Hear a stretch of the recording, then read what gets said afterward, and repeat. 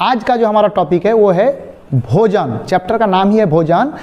तो आज इस चैप्टर में हम लोग ऐसी ऐसी बातें को जानेंगे जिससे कि आपका दिल खुश हो जाएगा और साथ में चैप्टर को पढ़ के कंप्लीट भी कर लेंगे। तो आज के इस भोजन चैप्टर में हम लोग क्या क्या पढ़ेंगे इस पर हम लोग चर्चा कर लेते हैं। तो चलिए शुरू करते हैं। हम लोग इस वीडियो में चर्चा करेंगे सबसे पहले चीज आहार के प्रकार, दूसरे चीज पर चर्चा करेंगे भोजन हमारे लिए क्यों आवश्यक है, तीसरे चीज़ों पर चर्चा करेंगे भोजन के मुख्य पोषक तत्व, चौथे चीज़ों पर चर्चा करेंगे कार्बोहाइड्रेट का परीक्षण, पांचवी चीज़ों पर चर्चा करेंगे वसा का परीक्षण, छठवीं चीज़ों पर चर्चा करेंगे प्रोटीन का परीक्षण और सातवीं चीज़ों पर चर्चा करेंगे जल का परीक्षण, आठवीं चीज़ों पर चर्चा करेंगे विभिन्न भोजनों में कौन कौन सी पोषक तत्व पाए जाते हैं, नौवीं चीज़ों पर चर्चा करेंगे पोषक तत्वों तथा उनके कार्य, 10वीं चीज़ों पर चर्चा करेंगे प्रोटीन के प्रकार, 11वीं चीज़ों पर चर्चा करेंगे संतुलित भोजन, 12वीं चीज़ों पर चर्चा करेंगे खनिज लवण के स्रोत और 13वीं चीज़ों पर चर्चा करेंगे कि भोजन के संरक्षण कैसे कर सकते हैं, 14वीं चीज़ों पर चर्चा करेंगे कि विभिन्न पोषक तत्वों की कमी से होने वाले रोग के कारण, लक्षण और उसके निवारण कैसे कर सकते हैं इस पर चर्चा करेंगे। 15वीं चीज़ों पर चर्चा करेंगे दूषित भोजन क्या है और उसके सेवन से हमारे लिए क्या मुश्किलातें हो सकती है, इन पर हम चर्चा करेंगे इस वीडियो में। तो प्यारे बच्चों आप बने रहिए हमारे साथ और एक एक टॉपिक को विस्तार से जानते हैं। चलिए शुरू करते हैं। जैसे कि हमारा पहला टॉपिक है आहार के प्रकार, अर्थात भोजन जो सभी जीव करते हैं तो ये कितने प्रकार के होते हैं। तो आप इन चित्रों को देखिए, ये देखिए आपके सामने हिरण और ये देखिए बाघ और ये देखिए मनुष्य।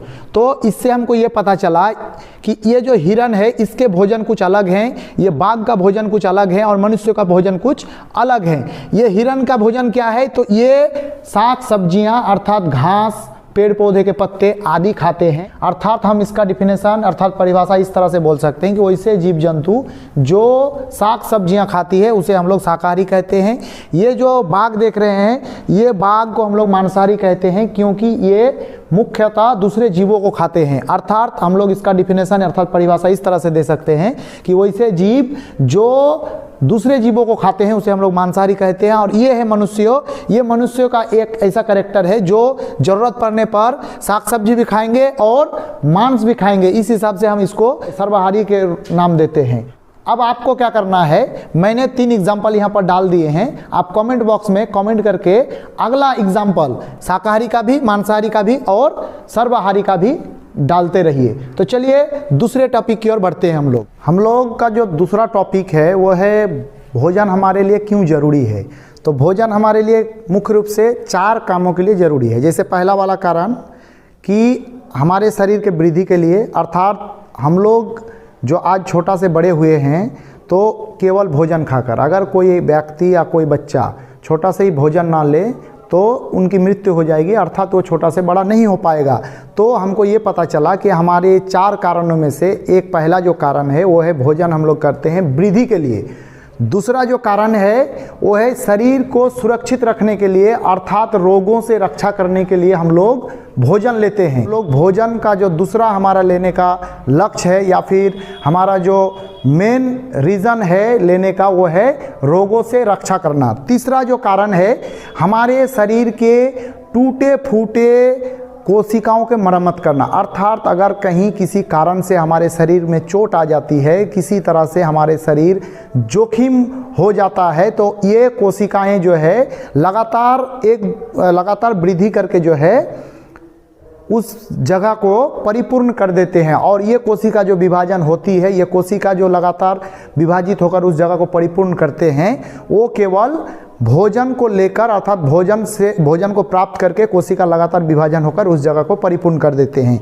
और चौथी जो कारण है हमारा भोजन लेने का वो है ऊर्जा प्राप्त करने के लिए, अर्थात हम जो दैनिक काम करते हैं दिन भर में विभिन्न क्षेत्रों में विभिन्न काम होती है, तो उस हिसाब से प्यारे बच्चों जितने भी काम हम लोग करते हैं, अगर हम लोग भोजन नहीं करेंगे, जैसे हम यहाँ पर पढ़ा रहे हैं और आप पढ़ रहे हैं, तो हम पढ़ा रहे हैं इसके लिए भी हमको भोजन की ज़रूरत है। अगर हम नहीं खाएंगे और ना ही हमारे शरीर में ऊर्जा रहेगी तो हम आपके सामने इस तरह पढ़ा पाएंगे और ना ही आप वहाँ पर बैठकर पढ़ पाएंगे। तो इसीलिए हर काम को करने के लिए ऊर्जा चाहिए। ऊर्जा जो है वो भोजन से प्राप्त होती है। तो हमने ये सीखा कि भोजन हमारे लिए क्यों ज़रूरी है। तो उसके लिए 4 कारण है या फिर 4 चीज़ें हैं जिसके लिए हम भोजन करते हैं। पहला, हमारे शरीर के वृद्धि के लिए। दूसरा, शरीर के रोगों से रक्षा करने के लिए। तीसरा जो है, हमारी शरीर के टूटी फूटी कोशिकाओं की मरम्मत करने के लिए। और चौथा जो है, ऊर्जा प्राप्त करने के लिए हम लोग भोजन करते हैं। तो प्यारे बच्चों, हमारा जो तीसरा टॉपिक है, वो तीसरा टॉपिक में हम लोग चर्चा करेंगे कि भोजन के मुख्य पोषक तत्व। ऐसे में तो भोजन के मुख्यतः 5 मुख्य पोषक तत्व होते हैं, लेकिन कहीं कहीं हम लोग 7 भी पढ़ लेते हैं और 7 को भी कभी कभी मानते हैं। तो उसमें 2 ऑप्शनल होते हैं और 5 जो है ये मुख्य पोषक तत्व में से एक है। वो क्या क्या है तो आप देख सकते हैं। पहला नंबर जो है वो कार्बोहाइड्रेट, दूसरा नंबर जो है प्रोटीन, तीसरा नंबर जो है विटामिन्स, चौथा नंबर जो है मिनरल्स और 5वां नंबर जो है वसा। तो इस तरह से आप आगे पीछे किसी को भी बोल सकते हैं, दिक्कत नहीं है। तो हम मुख्य रूप से जो भोजन करते हैं उस भोजन में 5 मुख्य पोषक तत्व पाए जाते हैं। अब मेरा चूंकि ये वाला जो तीसरा नंबर टॉपिक था कि भोजन के मुख्य पोषक तत्व क्या है, तो वो मैंने 5 बता दिए। इसका कार्य तथा ये कहाँ से प्राप्त होते हैं, इनको आगे की टॉपिक में हम लोग कवर करेंगे। तो प्यारे बच्चों, हम जो चौथे चीज़ों पर चर्चा करेंगे वो है कार्बोहाइड्रेट का परीक्षण। तो कार्बोहाइड्रेट का परीक्षण ये क्या चीज़ है? कार्बोहाइड्रेट का परीक्षण का अर्थ होता है कि कोई भी भोजन में कार्बोहाइड्रेट है या नहीं। मान लीजिए आप जो दिन भर में खाते हैं, चाहे वो चावल हो, रोटी हो, आलू हो, बैंगन हो, गोभी हो, कुछ भी खाते हैं, तो उसमें कार्बोहाइड्रेट उपस्थित है कि नहीं, इसको कैसे पता करेंगे? तो इसके लिए हम थोड़ा साइंटिफिक तरीके से उसका परीक्षण करेंगे। अगर वो चीज़ अगर उस तरह से फुलफिल होता है तो हम जानेंगे इसमें कार्बोहाइड्रेट है। जैसे कि इसका परीक्षण करेंगे कैसे, उस पर चर्चा कर लेते हैं। मान लीजिए कोई भी सब्जी ले लीजिए या फिर कोई भी भोजन ले लीजिए, आलू ले लेते हैं। अब आलू को क्या करना है, उसको पीस लीजिए, उसको चूर्ण बना लीजिए या फिर उसका जो है पेस्ट बना लीजिए पीस कर, और उसमें जो है 2 बूंद आयोडीन, ये आयोडीन का 2 बूंद जो है उसमें आपको डाल देना है। और डाल देने के बाद थोड़ा देर वेट करना है, और वेट करने के बाद देखना है कि अगर उसका रंग काला या नीला हो जाए तो इससे हमको ये पता चलेगा कि इसमें कार्बोहाइड्रेट उपस्थित है। अर्थात कोई भी ऐसी भोजन जिसको हम चूर्ण बनाकर उसमें अगर 2 बूंद आयोडीन डालते हैं और अगर उसका रंग काला या नीला हो जाता है, इसका मतलब ये है कि उसमें जो है कार्बोहाइड्रेट उपस्थित है। तो इस तरह से हम लोग जान गए कि कार्बोहाइड्रेट का परीक्षण किस तरह करेंगे। अब हम लोग आगे बढ़ेंगे और हम लोग जानेंगे कि वसा का परीक्षण कैसे करेंगे। तो वसा के परीक्षण के लिए आपको क्या करना होगा?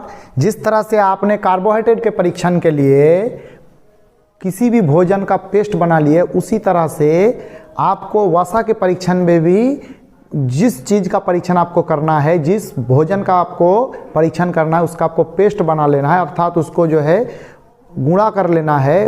अब जो है उसको गुणा करने के बाद उसमें करना क्या है कि किसी भी कागज़ के ऊपर उसको लपेटना है। या फिर मान लीजिए कि उदाहरण कोई भी ले लीजिए आप, अगर आप आलू ही लेते हैं तो आलू का पेस्ट बना लीजिए और उसको जो है ये नॉर्मल जो हम लोग का पेपर होता है, कागज़ होता है, उसमें आपको उसको लपेटना है।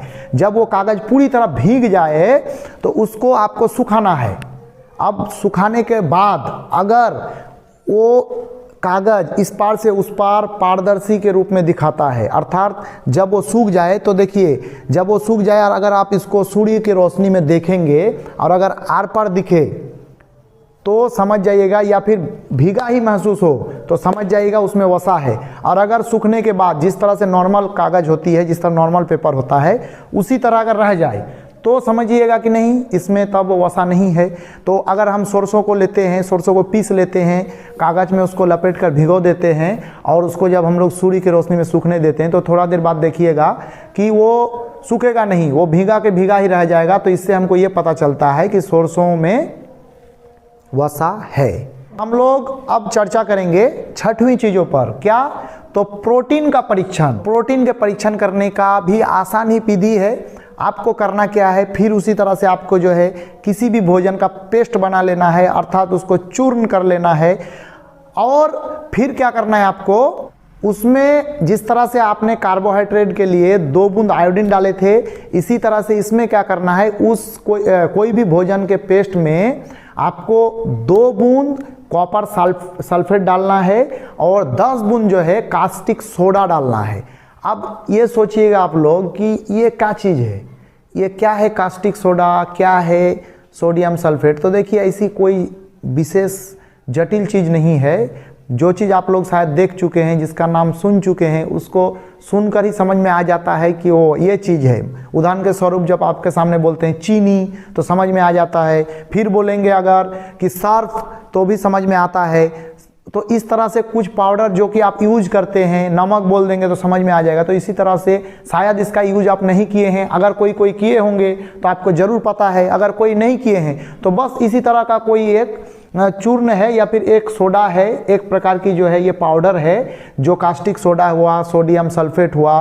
तो इस तरह से बहुत सारी जो रासायनिक चीज़ें हैं वो आपको बाज़ार में मिल जाता है। तो आपको क्या करना है, कॉपर सल्फेट का 2 बूंद और कास्टिक सोडा के 10 बूंद उस भोजन में मिला देना है। और उसके बाद अगर उसका रंग बैंगनी में बदल जाए तो समझिएगा कि इसमें जो है प्रोटीन उपस्थित है।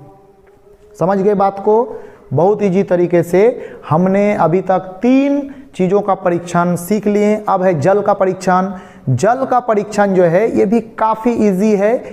ये जिस तरह से आपने वसा का परीक्षण किए थे कि कोई भी भोजन को आप उसको चूर्ण बना लेंगे और उसको कागज़ में लपेट लेंगे और उसके बाद सूर्य की रोशनी में उस कागज़ को जब सुखाएंगे तो अगर वो भीगा जैसा ही महसूस हो तो वसा है, और अगर वो पूर्ण रूप से सूख जाए तो समझिएगा कि वो जल की उपस्थिति को दर्शाता है। तो इस तरह से हम लोग इजी तरीके से चारों का परीक्षण सीख गए। तो इस तरह से हम लोग आगे के टॉपिक की ओर चलते हैं। तो प्यारे बच्चों, अब हम लोग 8वीं चीज़ों पर चर्चा करेंगे कि विभिन्न भोजनों में कौन कौन से पोषक तत्व पाए जाते हैं। तो देखिए, हमारे पूरे विश्व में भोजन करने की जो चीज़ें हैं, भोजन जो हैं, उनमें काफ़ी ज़्यादा भिन्नताएं हैं, माने बहुत अधिक विविधताएं हैं।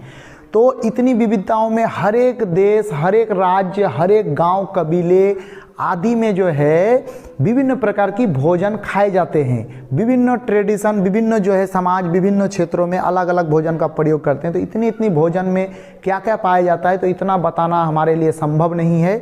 तो हम चंद कुछ भोजन हैं जिनका चर्चा करेंगे और हम बताएंगे कि इसमें कौन कौन पोषक तत्व पाए जाते हैं। जैसे उदाहरण स्वरूप सबसे पहले जो हमारे इस भारतवर्ष की मुख्य 2 भोजन है वो है एक चावल, एक है रोटी।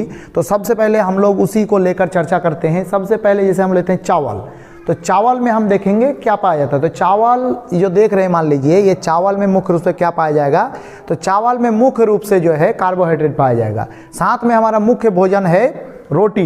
रोटी में भी भरपूर रूप से कार्बोहाइड्रेट पाया जाएगा। क्यों?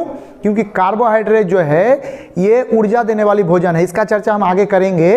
तो हमें दिन भर में बहुत सारे काम करने होते हैं, जिसके लिए हमें ऊर्जा वाली भोजन खाने की आवश्यकता होती है। हमारी एक परंपरा बन गई है कि हम लोग ज़्यादा मात्रा में उसी को खाते हैं जो हमें ऊर्जा देती है, और ये चावल और रोटी मुख्य रूप से हमारे समाज में फेमस हो गया है। अब आगे बढ़ते हैं। आलू हर समाज के लोग, हर लोग पसंद करते हैं। तो आलू में भी मुख्य रूप से कार्बोहाइड्रेट होते हैं। साथ में ये कार्बोहाइड्रेट वाली भोजन हमने बोल दिए। इसके अलावा और बहुत सारी चीज़ों में कार्बोहाइड्रेट होते हैं, जैसे कि उदाहरण के स्वरूप जितने भी मीठे चीज़ होते हैं, जैसे गन्ना, गुड़, चीनी, ये सब में भी कार्बोहाइड्रेट पाया जाता है। साथ में अब हम लोग चर्चा करेंगे आगे कि दूसरे जो भोजन है उसमें क्या क्या पाए जाते हैं। तो कार्बोहाइड्रेट वाली भोजन हमने चर्चा कर ली है। अब हम लोग चर्चा करते हैं वसा वाली भोजन। तो वसा वाली भोजन को याद रखना बड़ा इजी है, बहुत इजी वाला चीज़ आप देख सकते हैं। यहाँ देखिए बहुत सारे हमने लिस्ट डाल दिए हैं। ये सारी चीज़ें जो है वसा वाली है, जैसे कि सरसों का तेल, नारियल का तेल, मछली का जो तेल है वो, उसके बाद जैसे कि मान लीजिए अंडा में भी है, उसके बाद दूध में भी वसा पाया जाता है। इस तरह से हम मोटा मोटी रूप से देख रहे हैं कि जितने भी तेलीय चीज़ है, मतलब जिसमें तेल की मात्रा पाई जाती है, उसी में वसा है। और तेल को भी हम लोग काफ़ी मात्रा में खाते हैं, और चूंकि इसमें भी ऊर्जा मिलता है हमको, तो हमें दो भोजन ऐसे हैं जो ऊर्जा देती है, वो है कार्बोहाइड्रेट, एक है वसा। अगला जो भोजन हम लोग चर्चा करेंगे जिसमें कि प्रोटीन पाया जाता है, वो क्या क्या है? तो प्रोटीन जितने भी जीव जंतुएं हैं कि नहीं, उससे मिलने वाले जितने भी भोजन हैं उसमें मुख्य रूप से प्रोटीन पाया जाता है। जैसे पहले हमने चर्चा की है कि जितने भी तेल युक्त भोजन है, तेल युक्त जो फल सब्जियां हैं, उसमें मुख्य रूप से वसा पाया जाता है। उसी तरह से जितने भी भोजन हम लोग ऐसे करते हैं जो कि जंतु से प्राप्त होता है, उसमें मुख्य रूप से प्रोटीन पाए जाते हैं। जैसे ये देखिए अंडा में प्रोटीन है, मांस में प्रोटीन है, उसके बाद जैसे कि मछली में प्रोटीन है, दूध में प्रोटीन है, इस तरह से घी में प्रोटीन है, और भी जितने भी जीव जंतु वाली भोजन है उसमें जो है प्रोटीन पाए जाते हैं। साथ में क्या ऐसे पेड़ पौधे से जो प्राप्त होते हैं उसमें क्या प्रोटीन नहीं पाए जाते हैं? ऐसा नहीं, उसमें भी पाए जाते हैं। जितने भी दाल हैं वो दाल में सारी चीज़ों में जो है प्रोटीन पाए जाते हैं। अब हम लोग ऐसे भोजन पर चर्चा करते हैं जिसमें विटामिन्स पाए जाते हैं। तो विटामिन्स पाए जाने वाले भोजन जितने भी हरे सब्जियां हैं और फल है, उन सारे भोजनों में जो है प्रोटीन्स पाए जाते हैं। जो भी नाम ले लीजिए, बहुत सारे ऐसे नाम हैं, हम विस्तारित रूप से आगे चर्चा करेंगे कि किस तरह के प्रोटीन किस तरह की भोजन में पाए जाते हैं। तो जितने भी फल और हरी सब्जियां हैं उसमें मुख्य रूप से एक तो प्रोटीन्स पाए जाएंगे, दूसरा जो है उसमें मिनरल्स अर्थात खनिज लवण पाए जाएंगे। तो इधर देख सकते हैं आप, ये देखिए केला, ये मान लीजिए कि सेब, संतरे, नींबू आदि से लेकर जैसे पालंग साग देख रहे हैं, इस तरह से बहुत सारी ऐसी हरी सब्जियां और फल हैं जिसमें प्रचुर मात्रा में या तो खनिज लवण पाए जाते हैं या तो विटामिन्स पाए जाते हैं। और यहाँ तक कि ऐसा नहीं कि किसी विशेष भोजन में केवल एक ही प्रकार की ही पोषक तत्व होंगे, ऐसे भी कुछ भोजन है जिसमें कार्बोहाइड्रेट भी है, प्रोटीन्स भी है, मिनरल्स भी है, विटामिन्स भी है, वो हो सकता है। अर्थात एक फल या एक सब्जी बहुत सारी पोषक तत्वों को अपने अंदर समाहित करके रख सकते हैं। तो हमने अभी चर्चा कर लिए कि विभिन्न भोजनों में कौन कौन से पोषक तत्व पाए जाते हैं। अब हम लोग 9वीं चीज़ों पर चर्चा करेंगे। हम लोग 15वीं चीज़ों पर चर्चा करेंगे, दूषित भोजन के सेवन से क्या हो सकता है। तो प्यारे बच्चों, इस पर चर्चा और क्या करें। दूषित भोजन करने से हमें विभिन्न प्रकार की बीमारियां होगी, जो हमने पहले भी चर्चा की है। वो तो दूषित भोजन से नहीं, पोषक तत्वों की कमी से, दूषित भोजन से और भी बहुत सारी ऐसे जो कमियां हैं वो हमारे शरीर में दिखेगी। तो इसीलिए दूषित भोजन से दूर ही रहना चाहिए। दूषित भोजन मतलब खराब भोजन। तो दूषित भोजन से बहुत प्रकार की समस्या उत्पन्न हो सकती है। बने रहिए हमारे साथ, एक के बाद एक वीडियो लगातार हम आपके सम्मुख जरूर से ज़रूर लाएंगे। आज के लिए इतना ही। हम लोग फिर किसी वीडियो को लेकर आपके सामने प्रेजेंट हो जाएंगे। तब तक के लिए आज्ञा चाहता हूँ। प्यारे बच्चों, खाइए पिए मस्ती में रहिए। चलते हैं, फिर मिलेंगे। जय हिंद, जय भारत। हम लोग 10वीं चीज़ों पर चर्चा करेंगे, विटामिन्स के प्रकार। विटामिन्स के प्रकार में हम लोग क्या पढ़ेंगे, आप देख पा रहे हैं आपके स्क्रीन में जो हमने एक लिस्ट डाल दिए हैं। उस लिस्ट में क्या है कि विटामिन के प्रकार डाल दिए हैं, जैसे कि मुख्य रूप से आपको क्या क्या पढ़ना है। ये जो लिस्ट आप देख रहे हैं, इतने ही विटामिन को आपको पढ़ना है, जिसमें से है vitamin A, vitamin B1, vitamin C, vitamin D, vitamin E और विटामिन के। जब आप ऊंचे क्लास में जाएंगे तो इसको विस्तारित रूप से पढ़ना होगा। फिलहाल के लिए इतना पढ़ना ही काफ़ी है। तो जैसे विटामिन ए, इसका कार्य क्या है, तो ये हमारे त्वचा और आँखों को जो है रोशनी प्रदान करता है या फिर स्वस्थ रखता है। यहाँ पर जैसे अगला बॉक्स दिया हुआ है, अभाव से रोग और व्याधियाँ। तो अगर इसकी अभाव हो जाए या फिर इसकी कमी हो जाए, आप अपने भोजन में अगर विटामिन ए नहीं लेते हैं तो क्या होगा, तो आप दृष्टिहीनता से संबंधित रोग का सामना करेंगे। साथ में जो है छिंता जैसी रतोधी इस तरह के रोग से आप ग्रसित हो जाएंगे। अगला जो है विटामिन B1। विटामिन B1 के कार्य क्या हैं? वो हृदय एवं परिसंचरण तंत्रों को स्वस्थ रखता है। आपका जो हार्ट है, हृदय है, और आपका परिसंचरण तंत्र का अर्थ होता है आपके खून आने जाने वाली जो नालियाँ होती है, जैसे सीरा और धमनी, और साथ में उसमें हृदय भी जुड़े होते हैं। इन सारी चीज़ों को विटामिन B1 जो है ठीक रखता है और इसके मदद से ये सारी चीज़ें सही तरीके से काम करता है। अगर इसकी कमी हो जाए तो क्या रोग होगा? बेड़ी बेड़ी नामक रोग उत्पन्न होगा। ये आपके कंपटीशन के लिए ज़रूरी है, आप इसको याद रखिए, काम देगा। अगला जो हम लोग देख रहे हैं वो है विटामिन सी। विटामिन सी क्या है? रोगों से लड़ने में सहायता करता है। उसका कार्य है कि रोगों से लड़ने में सहायता करता है। और अगर इसकी कमी हो जाए, मतलब अगर भोजन में विटामिन सी नहीं लेते हैं तो स्कर्वी नामक रोग होगी। अब जो है अगला है विटामिन डी। विटामिन डी के कार्य क्या हैं? तो विटामिन डी के कार्य हैं हड्डियों तथा दांतों के लिए कैल्शियम का उपयोग करने में सहायता करता है, अर्थात ये हड्डी तथा दांत को मजबूत रखता है। और ये अगर इसकी कमी हम अपने भोजन में करते हैं, अगर अपने भोजन में इसकी कमी महसूस होती है तो हमें कौन सा रोग होगा? तो रिकेटस, याद रखिएगा, रिकेटस। अब जो है अगला हम लोग पढ़ने जा रहे हैं विटामिन ई। ये भी एक विटामिन का प्रकार है और इसकी कमी से क्या होगा? तो इसका कार्य क्या है? तो इसका कार्य जो है त्वचा एवं प्रजनन अंगों को स्वस्थ रखता है। प्रजनन मतलब जनन करने वाली जितने भी अंग है, और त्वचा जो हमारी ऊपरी त्वचा है, चेहरे का जो त्वचा है, हाथ पाँव आदि का जो त्वचा है, इसको मुलायम बना के रखता है, चिकना बना के रखता है विटामिन ई। अब अगर इसकी कमी हो जाए तो कौन सा रोग होगा? तो त्वचा एवं प्रजनन को प्रभावित करेगा। ये ऐसी रोग उत्पन्न होगी, मतलब आपके त्वचा जो है रूखे सूखे हो जाएंगे, आपके त्वचा जो है फटने लगेंगे अगर इसकी कमी है तो। जनन जो अंग है उनमें कमी हो जाएगी। अब अगला जो हम लोग पढ़ने जा रहे हैं वो है विटामिन के। तो विटामिन के का कार्य क्या है? तो वो है रक्त को थक्का जमाने में सहायता करता है। तो हमने विटामिन के प्रकार को जान लिए। अब हम लोग 11वें नंबर पर जाएंगे। नंबर पर हमारा जो टॉपिक है वो है संतुलित भोजन, अर्थात इसको हम लोग इंग्लिश में कहेंगे बैलेंस डाइट। तो संतुलित भोजन क्या है? संतुलित भोजन को सिंपल तरीके से आप लोग याद रख सकते हैं, मेरे साथ साथ भी आप दोहराइए। संतुलित भोजन वैसी भोजन जिसमें हमारे शरीर के आवश्यकता अनुसार सारी पोषक तत्व उपस्थित हो, उसे हम लोग संतुलित भोजन कहते हैं। बहुत ही सिंपल डिफिनेशन है, बहुत ही मज़ेदार है, आप इस तरह से याद कीजिए। तो हमने जान लिए संतुलित भोजन क्या है। हमारे शरीर के लिए संतुलित भोजन बहुत ही आवश्यक है। अगर कोई व्यक्ति संतुलित भोजन नहीं करते हैं तो उन्हें पोषक तत्वों से संबंधित विभिन्न प्रकार की रोगों का सामना करना पड़ेगा। तो प्यारे बच्चों, आपको मेरे तरफ से विशेष रूप से एडवाइस है, विशेष रूप से जो है एक सलाह है कि आप लोग अपने भोजन में जरूर से जरूर संतुलित भोजन का ही सेवन करें। तो प्यारे बच्चों, अब हम लोग आगे बढ़ेंगे अगली टॉपिक की ओर। अब हम लोग 13वीं चीज़ों पर चर्चा करेंगे कि भोजन का संरक्षण कैसे कर सकते हैं। जैसे पहला नियम कि हम लोग भोजन को संरक्षित रखने के लिए फ्रिज का उपयोग करते हैं, अर्थात किसी पदार्थ को अत्यधिक ठंडा में रखकर उस पदार्थ को या फिर उस भोजन को दूषित होने से बचा सकते हैं।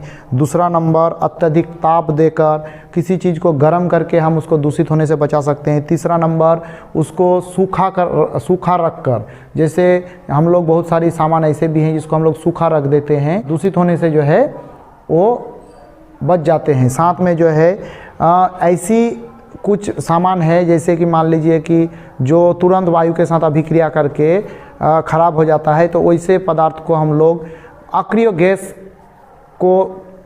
गैस के साथ उसको रख देते हैं जिससे कि वो दूषित होने से बच जाएं। साथ में अत्यधिक मात्रा में तेल का प्रयोग करके, अत्यधिक मात्रा में जो है नमकीन का प्रयोग करके, अत्यधिक मात्रा में जो है चीनी का प्रयोग करके अर्थात मीठा का प्रयोग करके हम बहुत सारी भोजन को संरक्षित रख सकते हैं। जैसे उदाहरण के तौर पर अत्यधिक तेल का हम लोग अचार में प्रयोग करते हैं ताकि वो जल्दी नष्ट ना हो।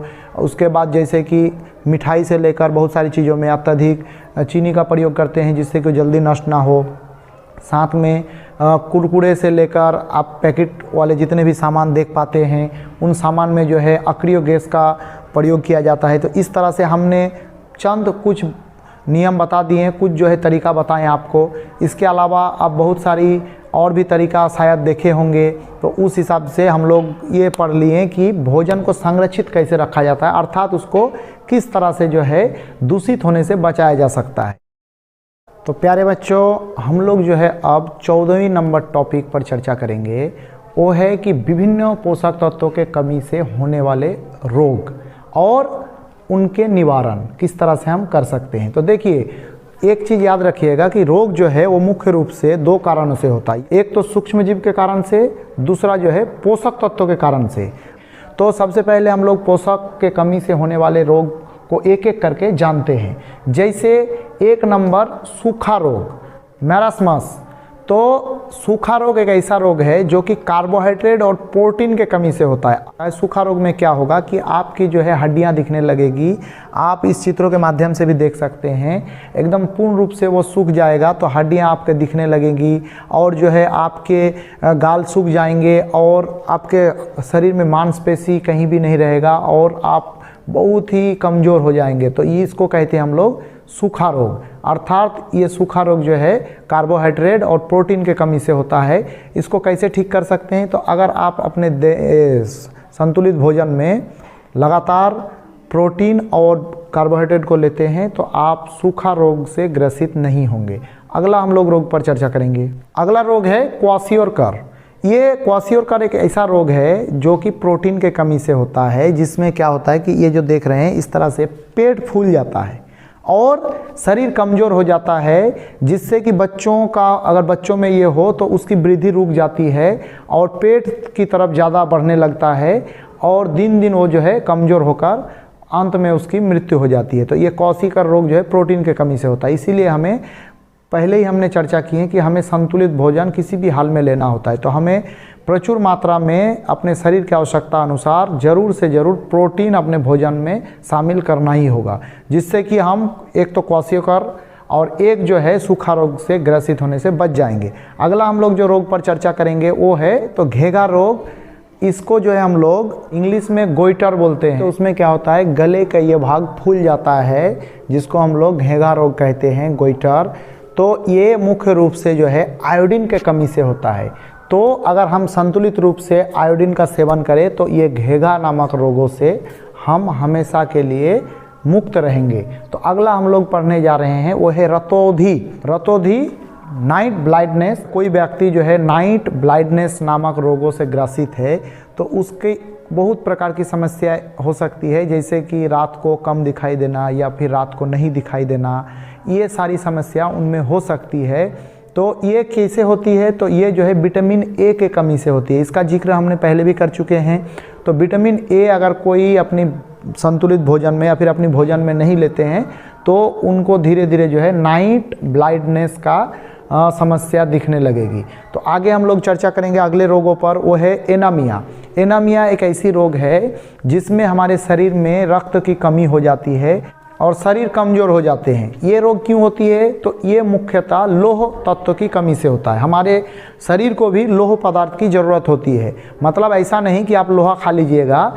लौह पदार्थ का अर्थ होता है कि आपको भोजन में सूक्ष्म मात्रा में लौह तत्व पाए जाते हैं, उनको आपका सेवन करना होता है, उनको आपको सेवन करना होता है, जो कि हमारे शरीर में लौह की मात्रा को परिपूर्ण कर देती है। हम लोग 15वीं चीज़ों पर चर्चा करेंगे, दूषित भोजन के सेवन से क्या हो सकता है। तो प्यारे बच्चों, इस पर चर्चा और क्या करें। दूषित भोजन करने से हमें विभिन्न प्रकार की बीमारियां होगी, जो हमने पहले भी चर्चा की हैं। वो तो दूषित भोजन से नहीं, पोषक तत्वों की कमी से, दूषित भोजन से और भी बहुत सारी ऐसे जो कमियां हैं वो हमारे शरीर में दिखेगी। तो इसीलिए दूषित भोजन से दूर ही रहना चाहिए। दूषित भोजन मतलब खराब भोजन। तो दूषित भोजन से बहुत प्रकार की समस्या उत्पन्न हो सकती है। बने रहिए हमारे साथ, एक के बाद एक वीडियो लगातार हम आपके सम्मुख जरूर से ज़रूर लाएंगे। आज के लिए इतना ही। हम लोग फिर किसी वीडियो को लेकर आपके सामने प्रेजेंट हो जाएंगे। तब तक के लिए आज्ञा चाहता हूँ। प्यारे बच्चों, खाइए पिए मस्ती में रहिए। चलते हैं, फिर मिलेंगे। जय हिंद, जय भारत।